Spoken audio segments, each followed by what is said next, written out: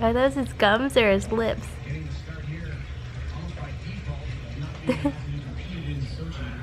Such a cutie. You look very newbornish right now.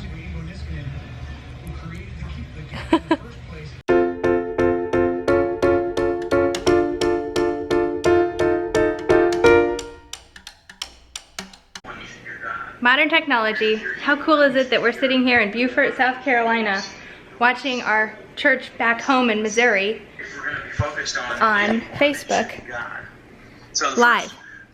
They had a bunch of snow and ice last night, so they're having church via the internet technology. Hey, Pastor Andy. That's where your focus needs to be. Hey guys. Oh, just sucking our passies, being cute. Do you like looking at yourself in the mirror? Yeah? What do you got here? Kiss me for luck. Oh. It's not quite March yet. Good morning. Redbird. Hi, Bear. How'd you sleep? Pretty darn good, huh? Yeah. Why do all these onesies do this? I know, right?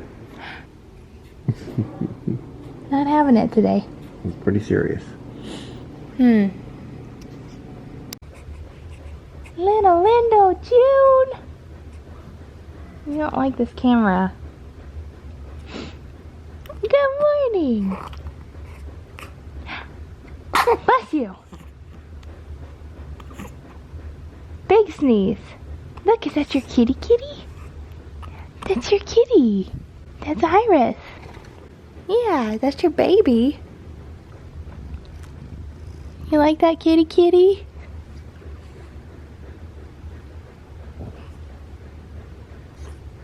You like that kitty kitty? Is that a pretty cat? Is that your pretty cat? Did you know Grandma's coming back on Tuesday? Yeah. Oh my gosh, it happened to me. It's the worst when it happens. I've heard of it happening and I've been taking a lot of precautions so that it wouldn't happen to me, but last night it happened. So from bed, I woke up and it was 8:15 and that meant one thing. I was super excited and I texted Brad, the babies have dropped a feeding on their own and slept through for a little bit longer last night. So that's really, really awesome. That's kind of what we're moving towards in their very loose sleep training. But so I texted Brad immediately and I'm like, yay, the babies dropped a feeding last night. He texted me back and he said, good thing because you dropped a lot of milk in the fridge last night. And so I'm thinking, like, I'm still a little groggy because I just woke up and I'm like, yeah, I dropped a lot of milk. I pumped a ton of it. So I was thinking he meant like dropped off a bunch of milk into the fridge. No. So I come in and there's like paper towels all over, probably because he had to like quickly clean it up before going to work. And I probably lost 8 ounces of milk. I tried this new method where you pump into a bag instead of into a bottle and you just like tape the bag to the flange, but I pumped 3 or 4 times throughout the night. So I just take the whole pumping apparatus off, put it in the fridge, and then put it back on the pump when I pump the next time and keep adding to the same bag. So apparently the last time I pumped, when I set it, propped it up in the fridge, it didn't stay and tipped over and I lost a bunch of milk. So I'm really, really, really sad about that, and it's not like I need it, especially now if they've officially dropped a feeding. I won't believe it until it happens for like a week or 2 consistently, but I'm just really sad about it. It hurts. I feel for you moms that have to like throw out a bunch of milk or dump milk, or it's just the worst. Dang it. But the babies dropped a feeding, yay! So we didn't show it much in the vlog, but my Aunt Laurie that came to help us last week had like this nasty upper respiratory infection while she was here. So we pretty much quarantined her from the babies the whole time, and she wore a mask and, hey Rio. Obviously you can see where this is going. She wore a mask and washed her hands a ton the whole time and did the best she could to keep, you know, herself quarantined from the babies. One thing, Rio, pardon me. One thing I was worried about was me catching it, which I did, And fortunately, I don't feel like I've had it as bad as she did. I had a couple days where I felt pretty horrible, but okay, Ryu. But I've kind of gotten over it, and now I just have like the annoying symptoms of a cold, like the runny nose and coughing. So I've done my best to keep it from the babies, but it's really hard to do that when you're breastfeeding them. And now I think Bear is showing signs of having it. He took a full nap this morning, which he never ever does, and then he sounds hoarse, and he like has a little bit of a wet cough and sounds congested, so I'm pretty sad about that. But I guess the best thing about this is that I did catch it, so apparently my body's, you know, producing antibodies for the cold, and I'm passing it to them breastfeeding, so hopefully he will not get it near as bad, or he'll get over it quickly. But it's really sad. I'm just gonna hold him and monitor him very closely. He doesn't have a fever. It's like 97.3 in his armpit, and he's doing okay breathing. He just sounds a little off. So kind of sad, but we'll just keep watching him really closely and see how this progresses and if we need to go to the doctor or not. So kind of a bummer. Luckily my mom's gonna be here in like 2 hours, and if we do have a sick baby or sick babies, then we'll have an extra set of hands to help with that, because I feel like they'll be a little bit more high maintenance than as they should be. So keep you posted. Well, we're all ready to go. Where are we going, you ask? To the pediatric ER.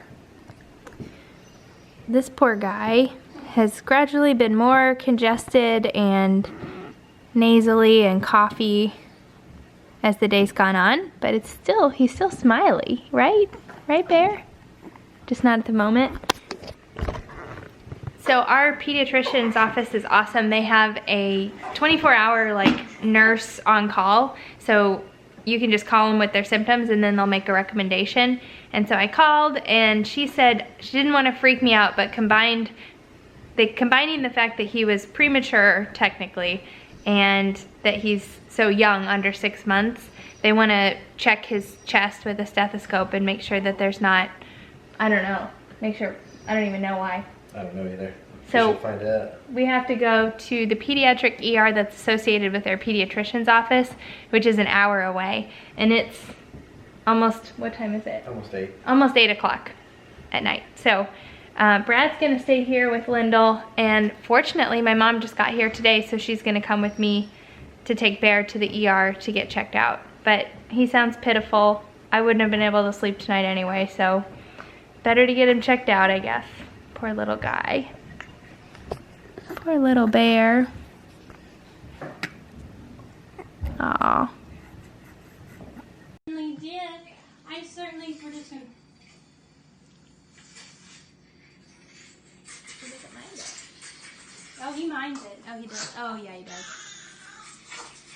They just take a minute to cry.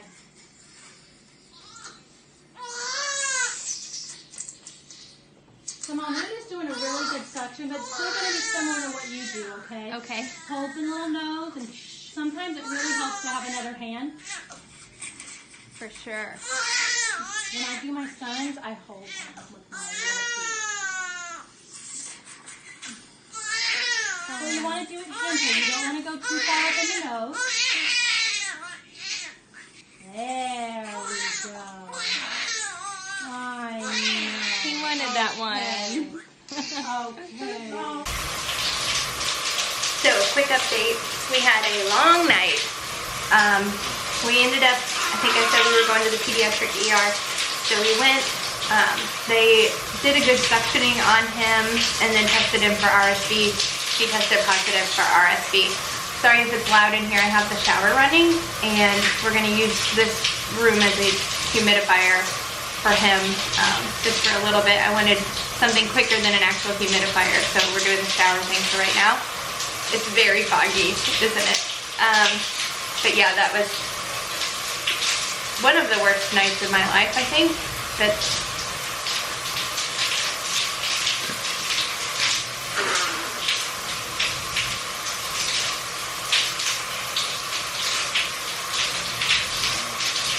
a little better.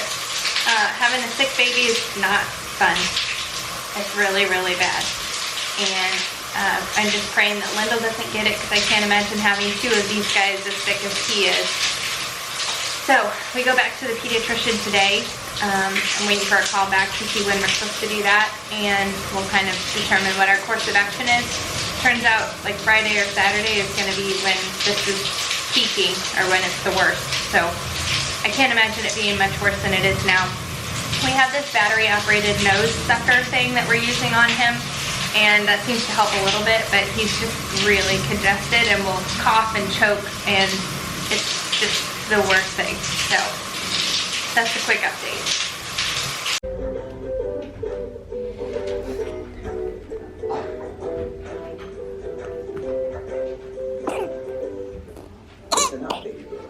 Did you know the CDC recommends all... So it's day 3 of Bear having RSV, a positive RSV diagnosis.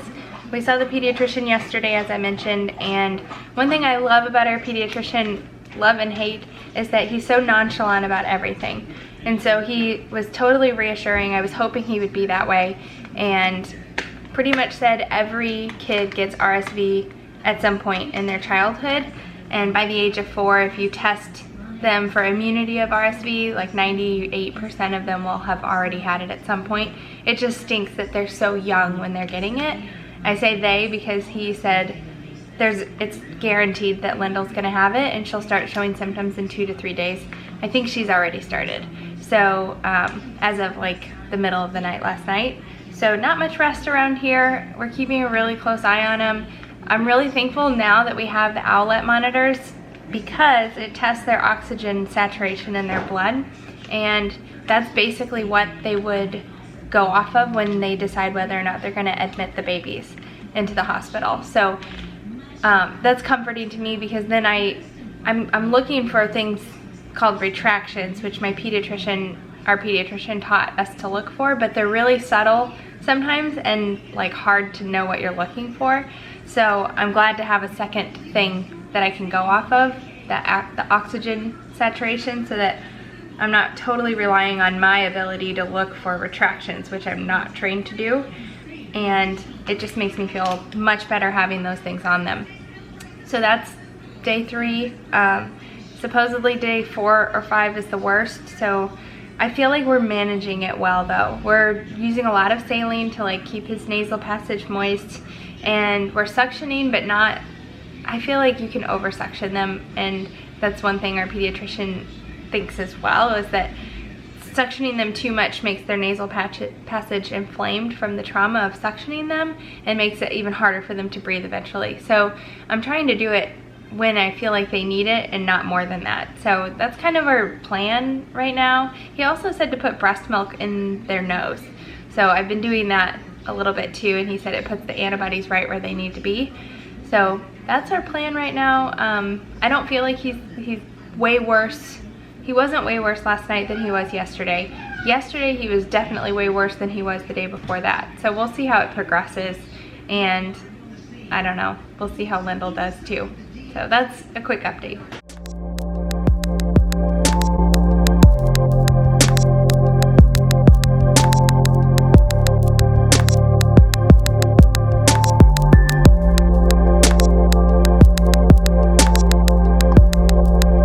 Again, thank God my mom is here. Oh my gosh. She came back the exact day she needed to be here, like to help take him to the ER and just help. So what that's doing for me is allowing me to focus 100% of my attention, or most of my attention, on Bear. She can hold Lyndall and give her the attention that she needs, and if I didn't have her here, I would be totally overwhelmed. When they both have it, I mean, that's gonna be rough, but hopefully Bear is getting over it by then. So anyway, thank goodness my mom's here. Side note, huge dip in my supply from what I pumped last night. That's really sad. I'm pretty sure that would be stress related. Nothing else has changed, so that's a bummer. Iris, bad girl. Don't eat grandma's flowers. Aren't these beautiful? My dad sent those for my mom for Valentine's Day. So pretty. Iris, you're being bad. And this is what I got for Valentine's Day from Brad, and the kids and Rusty and Iris, and then some handmade cards, which are my favorite. And I got him nothing. I felt terrible, but I was literally holding a sick baby all day.